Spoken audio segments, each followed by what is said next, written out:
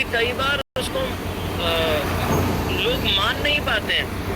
मुझे लगता है अरे अगर मुझे, अब बात तो एकदम सही है, अगर कोई ऐसा सोचे कि भाई मैं पढ़ाई लिखाई में कुछ ज्यादा हूँ नहीं, ठीक है डिप्लोमा ही करके फिर ऑटो चला लूँ, नहीं नहीं उससे थोड़ी और पढ़ाई लिखाई कर सकता है, ठीक है इंजीनियरिंग कर ले, नहीं उससे भी ज्यादा पढ़ाई लिखाई करने की क्षमता है, ठीक है तो सीए बन जाएगा, उससे भी ज्यादा पढ़ाई लिखाई की आवश्यकता है तो फिर डॉक्टर बनेगा। डॉक्टर बनेगा मतलब 5 साल का एमबीबीएस का कोर्स करेगा, फिर 2-3 साल का एमडी का कोर्स करेगा, 8-9 साल तो उसके पढ़ाई में ही निकल जाएंगे। उसके बाद में उसको मनुष्य का शरीर समझ में आएगा, और उससे भी ज्यादा अगर पढ़ाई करेगा, मेहनत करेगा, तपस्या करेगा तो शायद भगवान समझ में आए। कोई बहुत सालों तक देश की सेवा करेगा, राज्य की सेवा करेगा, पहले क्या कहते हैं किसी उसका प्रदेश का मंत्री बनेगा, फिर देश का मंत्री बनेगा, फिर शायद कभी जाके राष्ट्रपति या प्रधानमंत्री बन पाए। तो इतना इतना मेहनत करना पड़ता है। ये छोटी छोटी 4-4 साल के प्रधानमंत्री या राष्ट्रपति बनने के लिए इतना 20-20, 25-25 साल लगाया, तो इससे मुश्किल है भगवान को प्राप्त करना कि आसान है? तो डेफिनेटली बहुत मुश्किल होना चाहिए। ये सब तो क्या है, 8 साल का जबरदस्त 16-16 घंटे पढ़ाई करने के बाद में केवल इंसान को क्या दवाई देनी है वो समझ में आता है डॉक्टर को। तो इंसान से तो थोड़ा ऊपर ही है भगवान, तो उनको समझना और भी मुश्किल होना चाहिए। 100% सही है, प्रधानमंत्री कोई बन सकता है, जरूरी नहीं है कि भगवत धाम जा सकता है ना। वैकुंठ की प्राप्ति इतनी आसान बात होती तो इसके बारे में चर्चा ही करने की क्या विषय नहीं था, है ना। लेकिन इतना आसान नहीं है भगवान को प्राप्त करना, भगवान को देख पाना। प्रधानमंत्री आपको पिछले बार कौन थे, इस बार कौन थे, राष्ट्रपति कौन थे, पिछले 25 साल में कौन थे, अभी कौन है, ये ऐसे सैकड़ों मिल जाएंगे। कितने मिल जाएंगे जिन्होंने सच में भगवान कृष्ण के साक्षात दर्शन करें। आसान नहीं है ना। और इसलिए ऐसा लगता है कि सच में कहीं ना कहीं कोई तो पत्थर तो तोड़ना ही पड़ेगा। ये पूरा पहाड़ आप बोलेंगे या 20 साल पहले पहाड़ होता था, पूरे 20 साल में मैंने पूरा पहाड़ तोड़ दिया, इतना कुछ तो करना पड़ेगा, तब तो भगवत प्राप्ति होगी ना, तब तो भगवान दिखेंगे। तो उसका उत्तर है गलत जवाब। क्या है सही जवाब? सही जवाब है केवल कृष्ण और बलराम भाइयों की इन दिव्य लीलाओं का जप करने या सुनने मात्र से ही आपका पूरा जीवन सफल हो जाएगा। इतना आसान है क्या? यस, इतना आसान है। ओके, तो क्या इसका कोई प्रूफ है, उदाहरण है? तो उदाहरण भी है। अच्छा, तो किसका उदाहरण है? वाल्मीकि जी का उदाहरण है। वाल्मीकि जी कौन थे? वो चोर थे। अच्छा, वो तो चोर थे, मैं थोड़ी चोर हूँ। हाँ, तो आपकी पात्रता वो चोर से भी ज्यादा है आज की तारीख में, क्योंकि चोर के पास में तो उतना संग भी नहीं था जितना हमारे पास में है। अच्छा, तो उनको कौन मिले थे? नारद मुनि मिले थे। ठीक है, तो नारद मुनि ने फिर ऐसा मतलब सर पे हाथ रख दिया होगा, कुछ एकदम ऐसा कुछ मैजिक हुआ होगा, ज़्यूम करके, और उसके बाद में उनको मिल गया होगा? नहीं। ओके, उन्होंने केवल एक चीज दी थी उनको, जो आपको भी दिया गया है ऑलरेडी। क्या दिया था उनको? उनको भगवान का नाम दिया था। भगवान का नाम दिया था। आप लोग तो चैंट कर पा रहे हैं, हम लोग तो चैंट भी कर पा रहे हैं। उन्होंने बोला कि मेरे मुंह से नाम, मतलब भगवान का नाम भी नहीं निकल पाएगा, इतना ज्यादा मेरा अंदर से ऐसा आ ही नहीं रहा है कि मैं भगवान का नाम भी ले सकता हूँ। राम नहीं ले पा रहा हूँ, राम नहीं कह पा रहा हूँ। ठीक है, तो मरा बोलो। मरा बोल सकता। तो मरा बोल के मरा मरा मरा मरा राम राम राम राम राम राम राम राम, ऐसे उनको भगवान का संग मिलने लग गया। आप भी जब हरे कृष्ण महामंत्र का जाप कर रहे हैं, आपको भगवान का संग मिल रहा है। नाम चिंतामणि कृष्ण चैतन्य रस विग्रह पूर्ण शुद्धो नित्य मुक्तो अभिन्नत्व नाम नामिनो। नाम का संग लेने से जिसका नाम है उसका संग मिल रहा है। अनुवाद कुछ ऐसा है श्लोक का कि कृष्ण का पवित्र नाम दिव्य आनंद से परिपूर्ण है। यह समस्त आध्यात्मिक आशीर्वाद प्रदान करता है क्योंकि यह स्वयं कृष्ण है, समस्त आनंद के स्रोत हैं। कृष्ण का नाम पूर्ण है और समस्त दिव्य भावों का स्वरूप है। यह किसी भी स्थिति में भौतिक नाम नहीं है और स्वयं कृष्ण से कम शक्तिशाली भी नहीं है। जो कृष्ण धेनुका सुर को उठा के पटक रहे हैं, उतनी ही शक्ति भगवान कृष्ण के नाम में भी है। श्री गोपाल कृष्ण गोस्वामी महाराज कहते थे कि कृष्णा को मत बताइए, कृष्ण को मत बताइए कि आपकी परेशानियां कितनी बड़ी हैं, अपनी परेशानियों को बताइए भगवान का नाम कितना बड़ा है। तो यह किसी भी स्थिति में भौतिक नाम नहीं है और स्वयं कृष्ण से कम शक्तिशाली भी नहीं है। क्योंकि कृष्ण का नाम भौतिक गुणों से अछूता है, इसलिए इसमें माया आवेश होने का कोई प्रश्न ही नहीं उठता कि नाम ले रहे थे भगवान का और माया कुछ गेम खेल दिया माया ने, नहीं होगा। कृष्ण का नाम सदा मुक्त है, आध्यात्मिक है। यह भौतिक प्रकृति के नियमों से कभी भी बाध्य नहीं होता। ऐसा इसलिए है क्योंकि कृष्ण का नाम और स्वयं कृष्ण एक ही है। ओके। नाम चिंतामणि कृष्ण चैतन्य रस विग्रह पूर्ण शुद्धो नित्य मुक्तो अभिन्नत्व नाम नामिनो। नाम और नामी एक ही है। तो इसलिए राम राम राम का जाप करते करते राम का संग मिलने लगा। कोई यूनिवर्सिटी नहीं गए, कोई कोर्स नहीं किया। राम के नाम से राम का संग पाके मन इतना पवित्र हो गया कि आगे आने वाले समय में, अच्छा फिर उनकी पात्रता हो गई होगी इसलिए किसी ने आके उनको कोई स्टोरी सुनाई होगी, नहीं, कोई स्टोरी नहीं सुनाई। उनके मन में प्रश्न उठा कि क्या कोई ऐसा है जिसका व्यक्तित्व जैसा शास्त्रों में लिखा गया है वैसा ही सुंदर चरित्र हो। और उसके बाद में गुरु की कृपा से उनके हृदय में उन्हें रामायण का आभास होने लग गया। टीवी दिखने लगा, जैसे टीवी ऑन करके देखते हैं ऐसे उनको पूरी रामायण दिख रही है, पूरी रामायण दिख रही है। ऐसा भी नहीं कि शॉर्ट वर्जन दिख रहा है, पूरा दिख रहा है। और दिख रहा है, उसको देखकर लिख रहे हैं। राम के आने से पहले रामायण पूरी लिख चुके थे वाल्मीकि जी। तो इसी प्रकार से एक और कहानी आती है, थोड़ा संक्षिप्त में आप लोगों को बताऊंगा। जब सीता जी को ढूंढने के लिए राम भगवान ने सुग्रीव से आग्रह किया था, तो चतुर्मास्य के बाद में, बारिश खत्म होने के बाद में सुग्रीव थोड़ा सा ढीले पड़ गए थे। फिर लक्ष्मण जी ने क्रोध किया तो उनकी बत्ती जली। फिर उन्होंने 4 भाग करे अपने सेना के कुछ बंदरों को, वानरों को पूर्व दिशा में भेजा, कुछ को उत्तर दिशा में भेजा, कुछ को पश्चिम में भेजा। और क्योंकि जटायु से पता चला था कि रावण को दक्षिण की ओर सीता जी को ले जाते हुए देखा गया था, इसलिए अपनी जो ए टीम थी, सबसे पावरफुल जो वानरों की जो समुदाय था, उसको दक्षिण दिशा में भेजा। इसमें हनुमान जी थे, अंगद थे, जाम्बवंत थे और उनके साथ में तमाम दूसरे वानर थे। तो ये वानर जब चलते चलते समुद्र के तट तक पहुंच गए तो उसके बाद में थोड़े से मायूस हो गए। और जब प्रॉब्लम आती है तो इंसान आश्रय लेना शुरू करता है। और किसका आश्रय लेता है? जहां पे उसको सबसे ज्यादा सुकून मिलता है।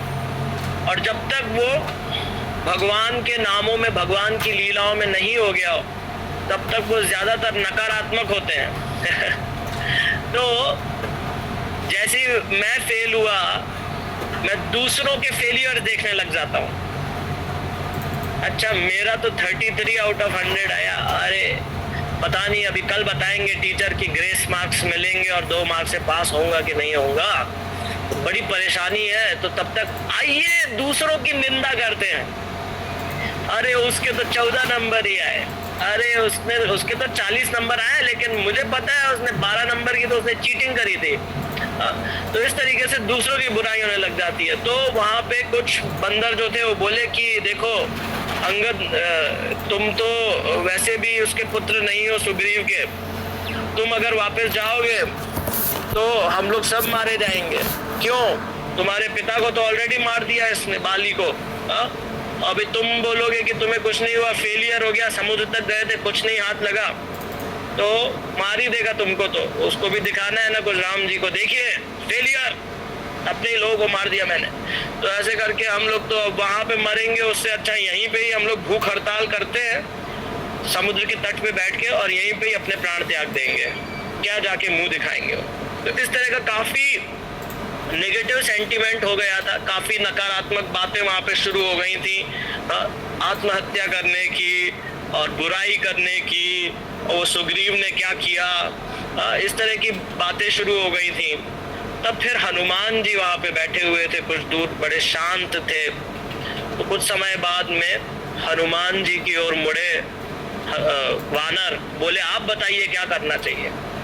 तो हनुमान जी ने कहा कि मुझे तो ये पता है कि जब भी कोई परेशानी आए तो बड़ी साधारण सी सुनाई देने वाली चीज है, भगवान के नामों का उच्चारण करना चाहिए और भगवान की लीलाओं को याद करना चाहिए, उससे सब तरह की परेशानियों का हल निकल जाता है, सब सर्व गति प्राप्त होती है, पुण्य प्राप्त होता है, जीवन शुभ हो जाता है। कितनी भी कठिन परेशानी की परिस्थिति क्यों ना हो, उसको फेस कर पाने की शक्ति आ जाती है या कोई समाधान निकल जाता है। तो मुझे तो और कुछ नहीं आता, मुझे तो केवल इतना आता है कि मैं शुरू से जो मैंने सुना है कैसे भगवान राम का जन्म हुआ था, फिर कैसे उनकी अयोध्या में अलग अलग बाल्य लीलाएं थी, फिर कैसे वो धीरे धीरे बड़े हुए, उसके बाद में उनको ले जाया गया, उन्होंने इतने सारे राक्षसों का दमन किया, नाश किया। उसके बाद में वो उनको मिथिला लेके गए, वहां पे उनका सीता जी से विवाह हुआ, वो लौट के आए, फिर उनका राज्य अभिषेक होने वाला था। फिर मंथरा के कहने पे कैकेयी ने अपने 3 वरदान मांगे दशरथ जी से, जिसके कारण दशरथ जी मूर्छित होकर गिर गए। उसके बाद में उनको वनवास दिया गया, उसके कारण वो आ गए और करीब 12 वर्ष वन में रहने के बाद में 12 से और ज्यादा ही, बल्कि 14 में से मैक्सिमम समय, ज्यादातर समय पूरा बीत चुका था। उसके बाद में ये शूर्पणखा वाला कांड हुआ, फिर रावण आया, फिर रावण ने सीता जी का हरण किया, सीता जी को हर के ले जा रहा था तो जटायु ने पकड़ा, जटायु ने रोका और जटायु को रावण ने मार दिया। और यहाँ तक ही कथा पहुंची थी कि एकदम से वहां पर एक दूसरी चिड़िया आ गई, बहुत विशालकाय चिड़िया, इसका नाम था संपाति। और संपाति ने बोला, तुम जो पूरा ये कुछ कथा कह रहे थे, इसमें मैंने जटायु का नाम सुना, जटायु मेरा भाई था, क्या हुआ जटायु को, थोड़ा फिर से डिटेल में बताओ। फिर उसे बहुत दुख हुआ कि जटायु नहीं रहा, और तब उसने बोला कि देखो मैं और क्या कहते हैं जटायु जो है, हम लोग एक बार जटायु का भी मन करा था सूरज को खाने का, जब छोटे थे तो उड़ गए थे सूर्य की तरफ। और संपाति जो बड़े भाई थे वो बचाना चाहते थे, जटायु को रोकना चाह रहे थे, लेकिन जटायु इतनी फुर्ती से उड़े कि फिर संपाति भी उड़े पीछे पीछे, और फिर जटायु इतनी पास आ गए थे सूर्य के कि संपाति को, अपने भाई को कवर करना पड़ा गर्मी से बचाने के लिए अपने पंखों से, जिसके कारण संपाति के पंख जल गए और वो नीचे गिरे, लेकिन अपने भाई को, जटायु को, उन्होंने बचा लिया। और ये पहले की बात थी जब वो छोटे थे। अब ये दोनों ही बहुत वृद्ध हो चले थे, जटायु भी वृद्ध थे और संपाति भी, संपाति तो बड़े थे तो और भी वृद्ध थे। तो संपाति ने कहा कि देखिए मेरी दृष्टि अभी भी बहुत दूर की है और मैंने भी ये रावण को सीता जी को ले जाते हुए देखा था, और लंका में मैं अभी भी देख पा रहा हूँ कि सीता जी वहीं पर ही अभी भी मौजूद हैं, लेकिन मेरे पंख जल चुके हैं, इसलिए मैं आपको केवल ये सूचना दे सकता हूँ, उड़ना मेरे लिए संभव नहीं है, मैं आपकी सहायता नहीं कर पाऊँ। तो ये तो एक बहुत ही भौतिक रूप से एक हमने देखा कि कैसे भगवान की लीला का गुणगान करने से, भगवान की लीला का निरंतर पाठ करने से इनको समाधान मिल गया। लेकिन ये इतना डायरेक्ट नहीं है, जरूरी नहीं है कि उस लीला से ही कुछ निकल के आना चाहिए। भगवान की लीलाओं को का जप करने या सुनने मात्र से ही पुण्य कर्मों का संचय होता है, शुभ जीवन शुभ होता है, भगवत संग मिलता है, आध्यात्मिक संग मिलता है, जिसके कारण हमारा जो जीवन है वो पवित्र हो जाता है ना। और ये this is the secret of spiritual success. Secret of spiritual success is कि ये देखने में जितना ही सरल लगता है, ये पूर्ण रूप से यही है, भगवान की लीलाएं और भगवान के नामों का निरंतर जाप करने से आपको सर्व सिद्धि प्राप्त होगी। चाहे इसको आप बेमन से करें, बोर होके करें या पूरे उत्साह के साथ करें, ये केवल 3 स्पीड है, लेकिन रास्ता नहीं बदलेगा और ये कहाँ लेके जा रहा है वो नहीं बदलेगा, है ना। वाल्मीकि को भगवान राम के नाम के संग के अलावा और कोई संग नहीं था। तो जितने प्रकार के हृदय में भाव है वो सब थे और भगवान का नाम ही था और कुछ नहीं था, है ना। तो ये हमारे लिए भी आशा का स्रोत है। थोड़ा सा और समय बचा है तो उसमें मैं हिंदी में आगे का कवर करूंगा। जब कृष्ण और बलराम अपने मित्रों के साथ वृंदावन में उन्होंने प्रवेश किया तो उन्होंने अपनी बांसुरी बजाई और बालकों ने वन में उनके असाधारण लीलाओं की प्रशंसा की।